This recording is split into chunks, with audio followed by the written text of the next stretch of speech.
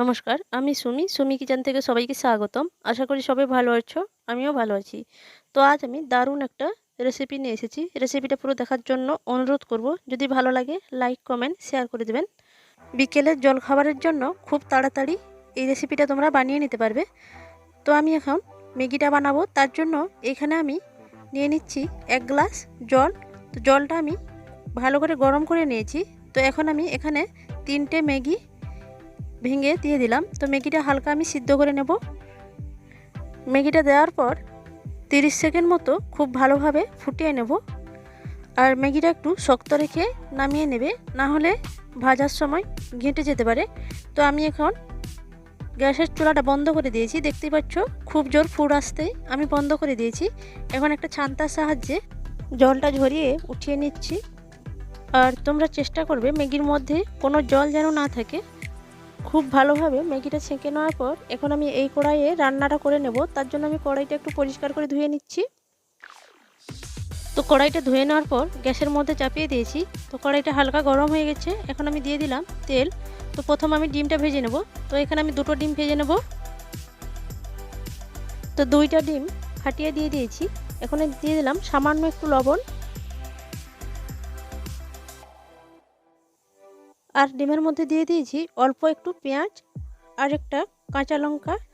তো দেওয়ার পর এখন আমি তো ম্যাগির মশলাটা আমি দিয়ে দিলাম। তো ম্যাগি মশলাটা দেওয়ার পর আরেকটু নেড়ে চেড়ে ডিমটা আমি নামিয়ে নেব।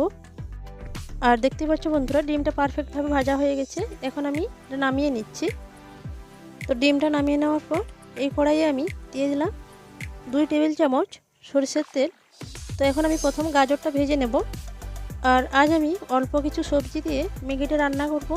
আর ম্যাগিটার স্বাদ অনেক সুন্দর লাগবে। তো গাজরটাকে আমি গ্যাসের চুলাটা মিডিয়ামে রেখে 2 মিনিট মতো ভালো করে ভেজে নিচ্ছি। আর এর মধ্যে দিয়ে দিচ্ছি সামান্য একটু লবণ। তো গাজরটা আমি 2 মিনিট মতো ভেজে নিয়েছি। এখন আমি দিয়ে দিচ্ছি একটা পেঁয়াজ কুচি। পেঁয়াজটা দেওয়ার পর পেঁয়াজটাকেও আমি 30 সেকেন্ড মতো ভালো করে ভেজে নিচ্ছি। পেঁয়াজ আর গাজরটাকে ভেজে নেওয়ার পর এখন আমি দিয়ে দিচ্ছি পাকা লঙ্কা 2টো কুচি করে রেখেছিলাম। তো লঙ্কাটা আমি দিয়ে দিচ্ছি।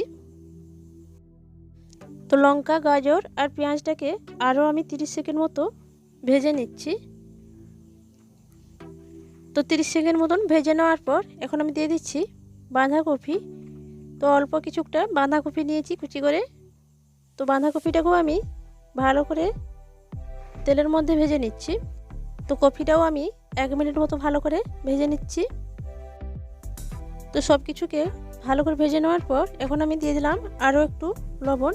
তো যেহেতু আমি গাজরের সঙ্গে লবণটা দিয়েছিলাম, তাই আমি এখানে অল্প একটু লবণ দিয়েছি। তো সবশেষে দিয়ে দিলাম একটা টমেটোর কুচি। তো টমেটোটা দেওয়ার পর সব কিছুকে আবারও ভালো করে নেড়ে চেড়ে ভেজে নেওয়ার পর এখন আমি দিয়ে দিলাম সিদ্ধ করে রাখা ম্যাগিটা। তো ম্যাগিটা দেওয়ার পর সব কিছু সবজির সঙ্গে ভালো করে ভেজে নিচ্ছি। তো এই কাজটা গ্যাসের চুলাটা লোতে রেখে করে নেবে, না হলে ম্যাগিটা কড়াইয়ের মধ্যে চিটে যেতে পারে। 3 থেকে 4 মিনিট মতো সবজির সঙ্গে ম্যাগিটাকে ভালো করে ভেজে নিচ্ছি। 3 মিনিট মতো ভেজে নেওয়ার পর এখন আমি দিয়ে দিচ্ছি ম্যাগির মশলাটা।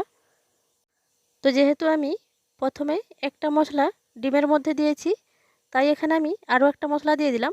তো মশলাটা দেওয়ার পর সবজি আর ম্যাগিটাকে ভালো করে নেড়ে চেড়ে নিচ্ছি। আর মশলাটাকে খুব সুন্দর করে মিশিয়ে নিচ্ছি। তো ম্যাগির সঙ্গে মশলাটাকে খুব ভালো করে মিশিয়ে নেওয়ার পর এখন আমি দিয়ে দিলাম ভেজে রাখা ডিমটা। তো ডিমটা দেওয়ার পর সব কিছুকে খুব ভালো করে নেড়ে চেড়ে মিশিয়ে নিচ্ছি।